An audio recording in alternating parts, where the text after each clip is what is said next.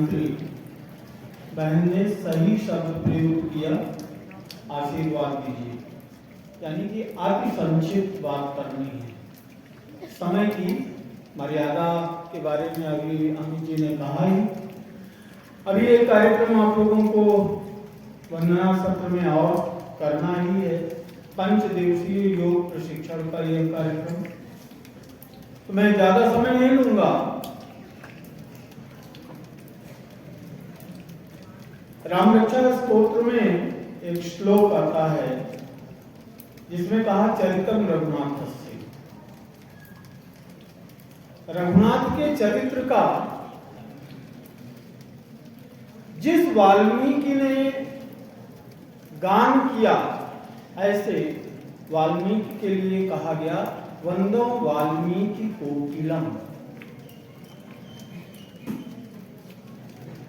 बड़ा विसंगतिपूर्ण वाक्य है। वंदो वाल्मीकि कोकिलम। कोकिल स्त्रीलिंग है, प्रायः स्त्रीलिंग में प्रयुक्त होता है, लेकिन यहां पर कोकिल शब्द वाल्मीकि के लिए प्रयुक्त किया गया क्योंकि कोकिल का शब्द जो होता है, जो उसकी ध्वनि होती है मुख से निकलने वाली, वो सर्वप्रिय होती है। वाल्मीकि ने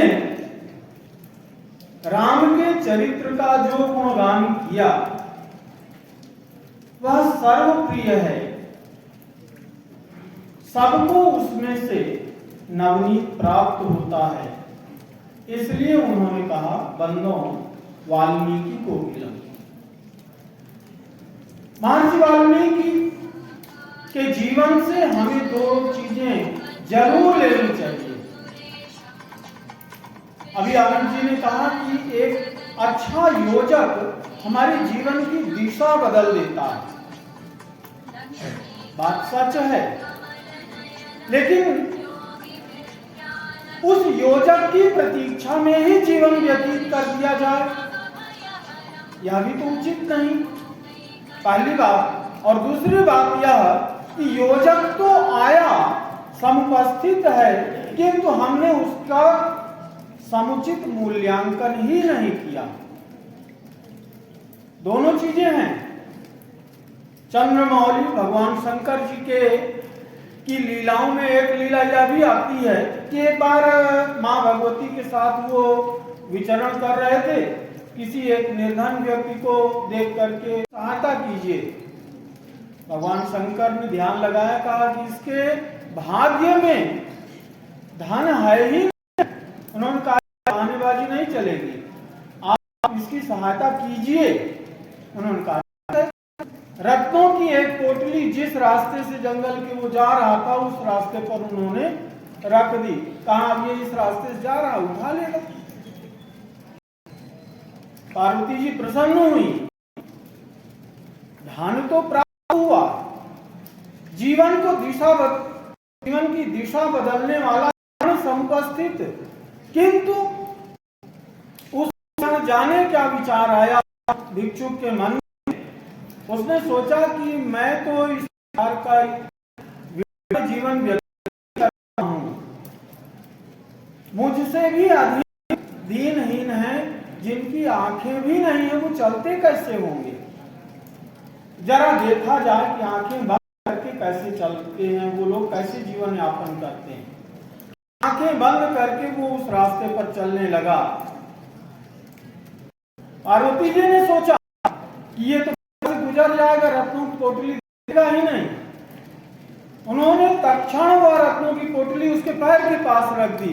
उस पोटली में उसका पैर लगा, गिरा, और गिर करके मन बड़ा दृढ़ हुआ कि अंधेरे के साथ यह भी दुर्दिन आते हैं कि लग के वो गिर जाते हैं, लेकिन देखें अंधे कैसे जीवन बिताते हैं।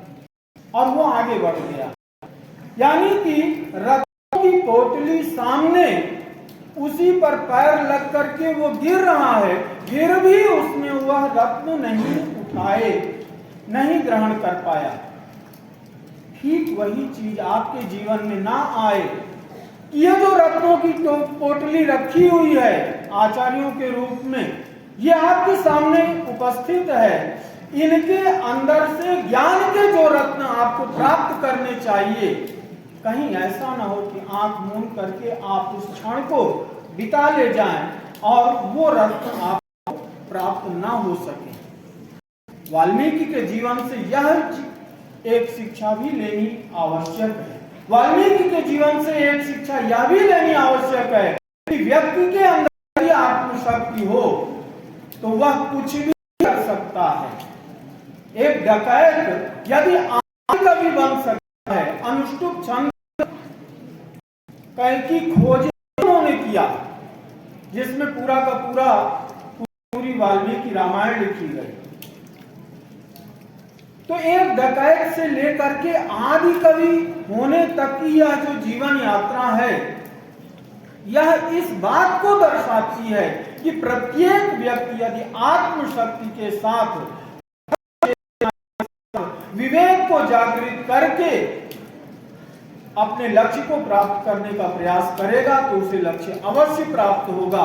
और आपको भी 95% प्लस लेने से कोई शक्ति नहीं रोक सकती, यदि आप आज वाल्मीकि जयंती के अवसर पर यह संकल्प करके अपना अध्ययन और उस अध्ययन की दिशा में एक तीव्रता ले आए, ऊर्जा उधर खपाएं, न कि शैतानियों में।